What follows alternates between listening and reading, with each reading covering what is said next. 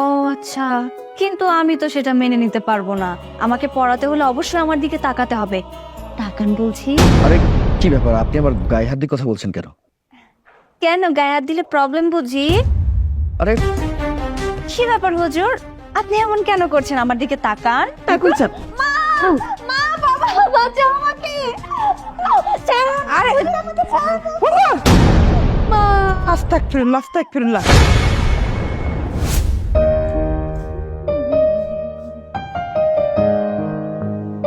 আসসালামু আলাইকুম। ওয়ালাইকুম আসসালাম। বসুন। কি ব্যাপার, আপনি এসব পোশাক আশাক পরে আমার সামনে আসেন কেন? আহ, তো কি হয়েছে হুজুর সাহেব? আমি তো এসব ড্রেস আপই সবসময় পরি। আপনার কোনো সমস্যা? হ্যাঁ, সমস্যা তো আছেই, কারণ আমি ধর্মের পথে চলা মানুষ। আমার চোখে এসব পোশাক আশাক অবশ্যই খারাপ। আপনি দয়া করে এসব পোশাক পরিবর্তন করে হিজাব কিংবা বোরখা পরে চলে আসুন। দেখুন, এভাবে ওইদিকে মুখ ফিরিয়ে থাকবেন না। আমি কিন্তু এতটা অসুন্দর না যে আমার দিকে না তাকিয়ে আপনি ওইদিকে মুখ ফিরিয়ে থাকবেন। আর কি সব বললেন, ওই হিজাব টিজাব এসব আমি পড়তে টরতে পারবো না। আমি যা পরে আছি আমি এটা পরেই আপনার কাছে আরবি পড়বো। আপনার যদি মনে হয় যে আপনি আমাকে পড়াবেন না, তাহলে সেটা আপনার ব্যাপার। শুনুন, আপনার বাবা আমাকে আরবি শেখানোর জন্য নিয়ে আসছে, তো আমি একজন ইসলামিক পথে চলা মানুষ। আমার চোখের সামনে একটা ভুল হবে, সেটা তো আমি মেনে নিতে পারি না। আমি আপনাকে যা যা বলেছি সেটা অক্ষরে অক্ষরে পালন করুন। যান, পোশাকটা পরিবর্তন করে আসুন। কি হলো, এখনো দাঁড়িয়ে আছেন কেন? যান। যাচ্ছি।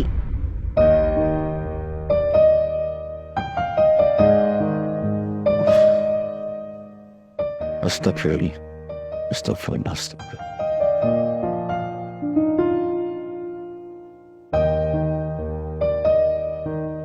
হুজুর, এবার দেখুন তো সবকিছু ঠিকঠাক আছে কিনা। মাশাআল্লাহ, সবকিছু ঠিক আছে। হুজুরের বাচ্চা হুজুর, তুই আমাদের বাড়িতে এসে আমার উপরে হুকুমদারি করছিস, আমাকে জোর করে হিজাব পরালি। এবার দেখ তোর সাথে আমি কি কি করি। হুজুর, এখন ওভাবে মুখ ফিরিয়ে থাকবেন? আমার দিকে তাকান। আমার দিকে যদি নাই তাকান তাহলে আমাকে কিভাবে পড়াবেন শুনি? আপনার দিকে তাকানোর কিছু নেই, আপনি আমার কাছে পরনারী। একজন পরনারীর দিকে বেশি তাকালে আমার চোখের পাপ হতে পারে, সেই কারণে আপনার দিকে বেশি আমি তাকাতে পারবো না। ও আচ্ছা, কিন্তু আমি তো সেটা মেনে নিতে পারবো না। আমাকে পড়াতে হলে অবশ্যই আমার দিকে তাকাতে হবে। তাকান বলছি। আরে কি ব্যাপার, আপনি আমার গায়ে হাত দিয়ে কথা বলছেন কেন? কেন, গায়ে হাত দিলে প্রবলেম বুঝি? আরে কি ব্যাপার হুজুর, আপনি এমন কেন করছেন? আমার দিকে তাকান। আরে আরে তাকান না হুজুর, তাকান বলছি। আরে আমার দিকে না তাকালে পড়াবেন কি করে? তাকুন স্যার। মা, মা, বাবা, বাঁচাও আমাকে। আরে মা, আস্তাগফিরুল্লাহ আস্তাগফিরুল্লাহ। এটা আমি কি দেখতেছি? আপনার এই বাড়িতে রাখছি আমার মেয়েটারে পড়ানোর জন্য, আর আপনি কি না আমার মেয়ের ইজ্জতের উপর হাত দিচ্ছেন? সি সি সি হুজুর, আপনার মতন হুজুর যদি বাড়িতে থাকে তাহলে কোনো মেয়ে মানুষের শান্তি মতো থাকতে পারবো না। বিশেষ একদম কথা বলবি না তুই। আমি আগেই বাবাকে বলেছিলাম এই সমস্ত হুজুর বাড়িতে ঢোকানোর কোনো দরকার নেই। বাবা কোথায়? বাবাকে ডাকো আচ্ছা মা, আমি তো বাবাকে ফোন দিচ্ছি। তাড়াতাড়ি। আমার কথাটা বিশ্বাস। হ্যালো, এই কই তুমি? আর তাড়াতাড়ি বাসায় আসো। এই তো আমি চলে আসছি। ওই তো তোর বাবা আসছে। বাবা, বাবা, আমি তোমাকে আগেই বলেছিলাম এই হুজুরটাকে আমাদের বাড়িতে ঢুকিও না। এই হুজুরটা তোমার মেয়েকে, ছি ছি ছি, আমার বলতেও লজ্জা লাগছে। এই হুজুরটা একটা ক্যারেক্টারলেস, ও আমাকে ব্যাড টাচ করেছে। আম্মা, এই শোনো, তুমি এই জায়গায় দাঁড়িয়ে না থেকে তাড়াতাড়ি পুলিশকে ফোন করো, ওকে থানায় দিয়ে দাও। কি বলো, ওর কঠিন বিচার হওয়া উচিত। আমি যদি ওর বিচার না করি তাহলে তো আমার মান সম্মান থাকবে না। দাও দাও বাবা, কঠিন শাস্তি দাও। আরে পুলিশকে ফোন দিয়ে পুলিশের হাতে তুলে দাও, এটাই তো কঠিন শাস্তি। আমি ওকে পুলিশে দিব না, আমি ওকে কঠিন শাস্তি দিব। কঠিন শাস্তি? বুঝলাম না কিছু। শোনো, আমি অথর সাথে ওর বিয়ে দিতে চাই। বাবা, কি বলছো এসব? এই হুজুরের সাথে আমার বিয়ে মানেটা কি? না বাবা, প্লিজ বাবা, ওকে শাস্তি দিতে হবে না, ওকে বাসা থেকে বের করে দাও। তবু আমার গলায় ওকে ঝুলিও না বাবা, প্লিজ। এই একদম চুপ থাক। আমি তোর বাবা, তুই আমাকে শিক্ষা দিচ্ছিস? আমাকে কি শিক্ষা দিবি? আমি যেটা বলবো তোর সেটাই করতে হবে। এই তুমি ওকে নিয়ে এখন রুমে যাও।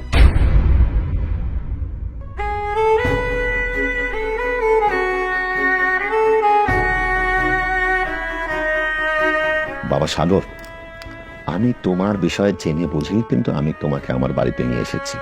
ও বাবা, আমি তোমাকে অনেকদিন ধরে চিনি, জানি, তোমার বিষয়ে আর আমার কোনো জানার কিছু নাই। তা আমার মেয়ের জন্য বাবা, আমি তোমাকে মনে মনে পছন্দ করছি। আমি চাই তুমি আমার মেয়েকে বিয়ে করো। দেখো বাবা, আমার মেয়েটা কিভাবে উশৃঙ্খলভাবে চলাচল করে, এর জন্য আমি অনেক কষ্ট করেছি, অনেক যতক্ষণ গেছে আমার উপর দিয়ে, আমি মানুষ করতে পারিনি। আমি চাই বাবা, তুমি আমার মেয়েকে বিয়ে করে আমার এই মনের আশাটা পূরণ করো, যাতে আমার মেয়ে ইসলামের দিকে আসতে পারে, 5 ওয়াক্ত নামাজ পড়তে পারে, সুইসালামতে চলতে পারে। এটা তুমি বাবা করো, আমার অনুরোধ। আমি আমার জায়গা থেকে সর্বোচ্চ চেষ্টা করব। আল্লাহ যদি চান, আল্লাহ যদি আপনার মেয়েকে হেদায়েত দান করেন, তাহলে অবশ্যই আপনার মেয়ে 5 ওয়াক্ত নামাজ আদায় করবেন, দিনের পথে চলবেন। আর আল্লাহ যদি আপনার মেয়েকে হেদায়েত দান না করে, তাহলে তো সেটা কখনোই সম্ভব না, হয়তোবা আগের মতোই থাকবে। বাকিটা আল্লাহ ভরসা। আমি আমার জায়গা থেকে চেষ্টা করে ত্রুটি রাখবো না। আপনি শুধু আমাদের জন্য দোয়া করবেন। অবশ্যই বাবা, আমি তোমাদের জন্য দোয়া করি, তোমরা মানুষের মতো মানুষ হও।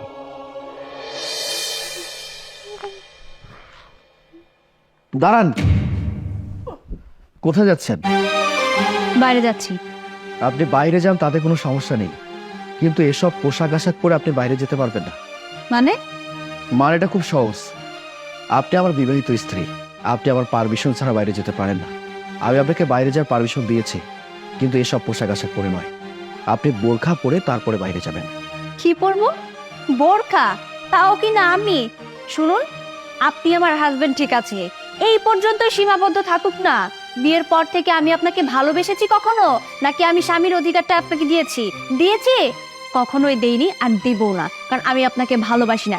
এরকম একটা আনকালচার গেও ভূত খ্যাত মার্কা হুজুর, সে কিনা আমার হাজবেন্ড, এটাও আমার মেনে নিতে হবে। আর তার কথা মতো কিনা আমার চলতে হবে, কারণ আমি কিনা তার স্ত্রী। সে যেটা বলবে আমার সেটাই শুনতে হবে। আমাকে বোরখা পরে চলতে হবে। মগের মূল্য পেয়েছেন? আমি আপনার এত সব কথা শুনতে চাই না। বিয়ের আগে আপনি আপনার ইচ্ছে স্বাধীনতা মতো চলেছেন, কিন্তু বিয়ের পরে আপনি আমার কথা মতো চলবেন, ঠিক আছে?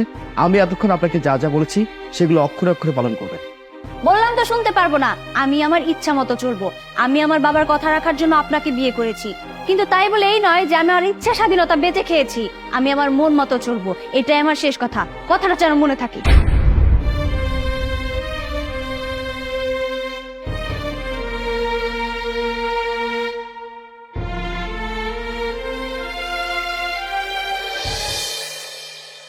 ইয়া রব্বিল আলামিন, পরম দয়ালুময় আল্লাহ, আপনি আমার স্ত্রীকে 5 ওয়াক্ত নামাজ পড়ার তৌফিক দান করুন।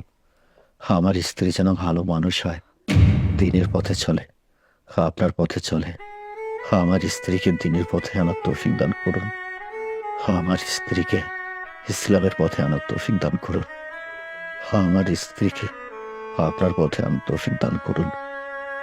আমি আমার জায়গা থেকে সর্বোচ্চ চেষ্টা করছি, আপনি আমাকে সাহস দিন। আমি আমার শ্বশুরকে কথা দিয়েছিলাম, আমি আমার জায়গা থেকে সর্বোচ্চ চেষ্টা করব। আল্লাহ, আমার স্ত্রীকে ক্ষমা করে দিন, তাকে দিনের পথে আনার তৌফিক দান করে দিন। আমার দোয়া কবুল করুন। আমি এই মানুষটা আমাকে এত ভালোবাসে, আমাকে ভালো করার জন্য, আমাকে দিনের পথে আনার জন্য আল্লাহর কাছে কান্নাকাটি করছে। আর আমি কিনা এই মানুষটার সাথে দিনের পর দিন খারাপ ব্যবহার করছি। না না, এখনো সময় আছে, আমার ভালো হয়ে যাওয়া উচিত। আমি ভালো হয়ে যাব।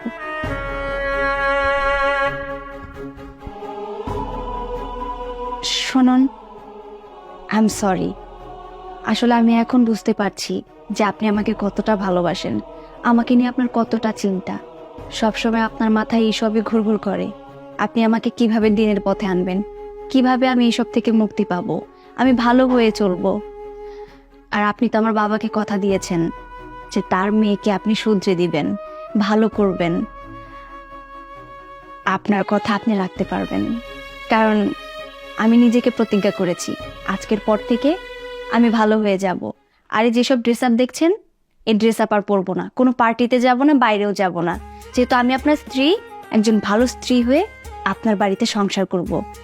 আর হ্যাঁ, শুধু তাই না, আজকের পর থেকে আমি 5 ওয়াক্ত নামাজ পড়বো আর ইসলামের পথে চলবো। আলহামদুলিল্লাহ, আল্লাহ আমার মনের নিয়ত কবুল করেছেন। শুধু আজকের পর থেকে আপনি আমার পাশে থাকবেন।